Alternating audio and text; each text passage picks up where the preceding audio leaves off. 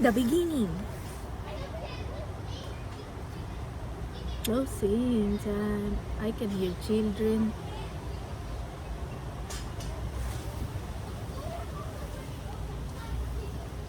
It's okay, they're not going here. So this is what I was supposed to ask you because I'm very curious. Whenever I try to imagine you, I just try to I just see an entity without skin. It's not it's not as graphic as it sounds, but I mean without skin, without the muscle, and without the bones, and without the blood, but an entity. I hope I can make that clear.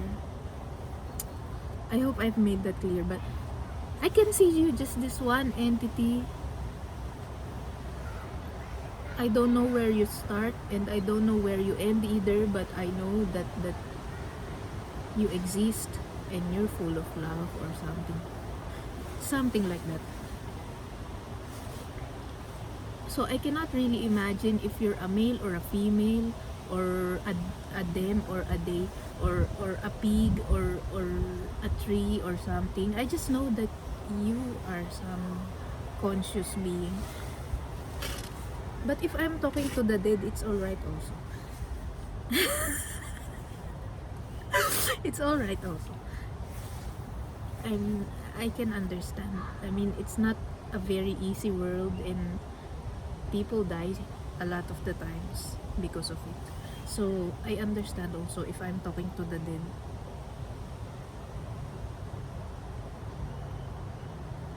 Now if I try to imagine you dead, I don't think we can.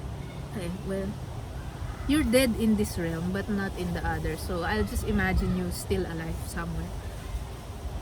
So my question for you, my dear, can I call you a friend? I hope it's okay to call you a friend. I hope that's not very offensive, but I'm gonna start to call you my friend. Oh, so the question I have for you, my friend, is that if you're a piece of architecture, what would you be? What do you think you will be? The reason why I asked that is because I was playing with this idea that I just realized, because I have an answer to that myself. I also asked myself that if I was a piece of architecture, what would I be? And the answer to that is I would be this little apotheek. Is apotheek a universally understood term? Or is it just a Nordic sort of... If I was in the Philippines, would I understand apotheek? No, I don't think so. So I will use another word. A drugstore or a pharmacy. I will be that. I will be that, but I'm not... I will just be a small sort of store in one corner, and you'll never really know if it's open or closed. You have to get close to figure out if it's in operation or not. And the person who designed this building is the same person who designed, or the same group of people who came up with the square in Brussels, Le Grand Place, I think it's pronounced. That's the same group of people who designed this, so you can have an image of your head. And this apotheek is like I said, you're not really entirely sure if it's open or not until you do this to the windows. But you can still see some of the interesting things from the outside. You just have to really look if there are people there, or if there... Yeah, you just have to do. But you can still see some of the designs, the taxidermied fox or something that is or on the window, and some some things hanging from the ceiling, the design, the hot air balloon, and it will remind you of this vibe of a circus tent or something, or a circus, or how do they call it, amusement park, or something like a circus, but not the circus of today, but like in the old days where everything is loud and colorful and interesting and eccentric at the same time. There is the decor of this. It came from that era. And the people, if ever it's open, there are the people who work there, they are of different ages. They don't look alike. They don't wear uniforms. They come whenever they feel like it. So it's highly unlikely that you will be attended by the same person, even if you go there every day. And it's highly unlikely also to know each and every one of the staff. Yeah. So that's the general vibe of this. And you will see the battles of something that you don't know what, or this brown bottles of something that you don't know what, and the shelves full of things you've never seen in your entire life, and some different languages spoken here and there, and some strange music that you don't really know where it's coming from. Is it coming from the floor? Is it coming from a speaker on the ceiling? There is always a strange music playing, but the air smells like lavender. That I can assure you. And yeah, it's really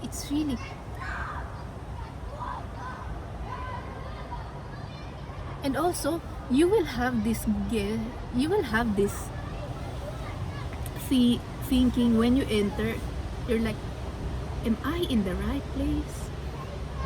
Let's say it's open and you enter, and you have your little prescription with you that you got from somewhere. Maybe you're buying just some generic things, and you have it with you, and you enter, and you're not really paying attention. Sometimes and when you open the door, you're like, am I in the right place? What's all this? Sort of. But then some kind person will approach you and smile at you and attend to you. And and maybe you decided to stay for a bit, and then you see that there's this person that opened the door. You're not entirely sure if this is human or not, because it's dressed in a cloak. You can't really see, and the hands are covered somewhere, but you can see the feet. And this person speaks in a language you have never heard before.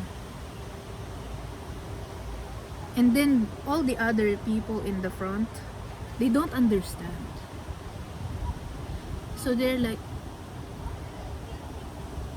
and then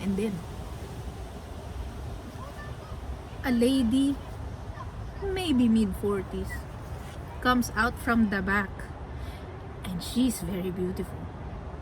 The kind of beauty that's not only pleasing to the eyes, but to some, the presence of this lady is just,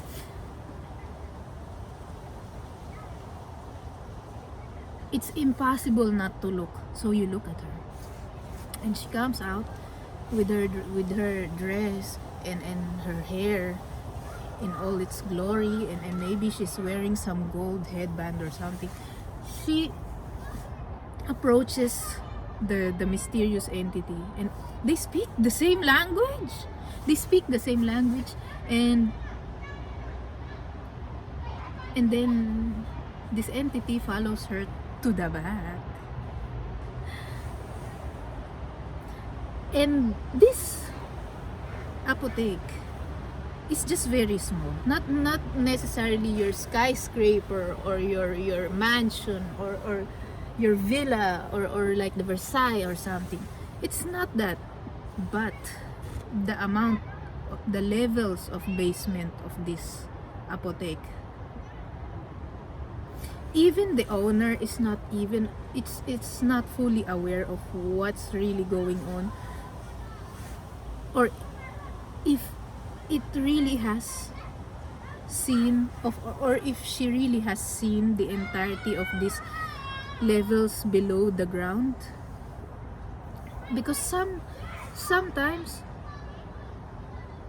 someone will enter the door and you're for sure you don't have this item, but when you go to the back, go to several levels of the basement, you see that magically there's suddenly a stairs that's going down, and you explore since you haven't seen this, and this doesn't even have an electricity yet. So you bring your candle, you explore this new level, and you find that you actually have an item for the person who entered your door, when you know exactly that you, in your awareness, in your inventory, you don't have this, you never had this, but then suddenly you decided to take a risk and go down and find anyway, and then suddenly the escalator or the stairs going down, it's you find a lot of hidden doors and either hidden escalators or stairways in this apotheek.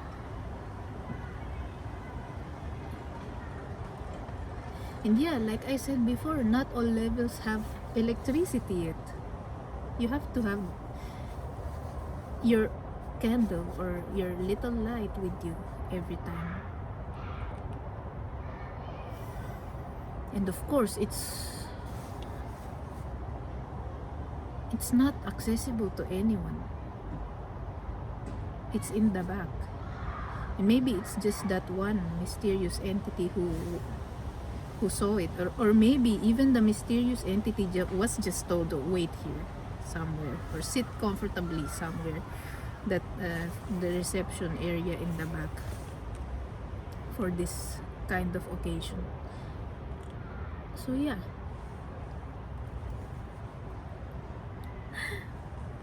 I'm so happy. I really like thinking about things. Before, when I was little, it was a curse, but now it's alright. I like it because I can explore a lot of things within one lifetime or within one afternoon. There's so many places I can go to. So yeah, I think I have to go. But give me your answer. That would be nice to hear. What kind of architecture are you? Are you the Art Nouveau, or are you the medieval square, or are you the skyscraper, or are you a playground, or is that an architecture? Maybe not. Maybe I'm wrong. I don't have a degree in architecture, so my knowledge on these things are very limited. So yeah, it would be interesting to see or to know what kind of architecture you're imagining yourself as.